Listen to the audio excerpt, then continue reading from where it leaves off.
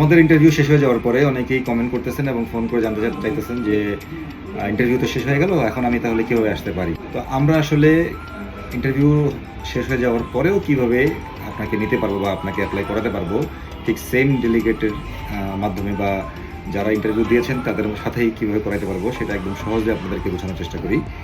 ধরেন আপনি কোনো একটা ফ্যাক্টরিতে 500 প্রোডাক্টের জন্য অর্ডার করলেন, সেখান থেকে একসাথে 500 দিতে পারলো না, 300 দিল বা 400 দিল, 100 তো বাকি থাকলো নাকি?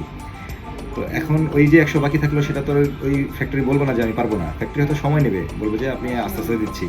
ঠিক তেমনি আমাদের এখানে আমরা যেই ওয়ার্ক অর্ডার এনেছি যতগুলো মানুষের জন্য, সেগুলো আমরা ইন্টারভিউতে কভার আপ করতে পারি নাই, গ্যাপ থাকে।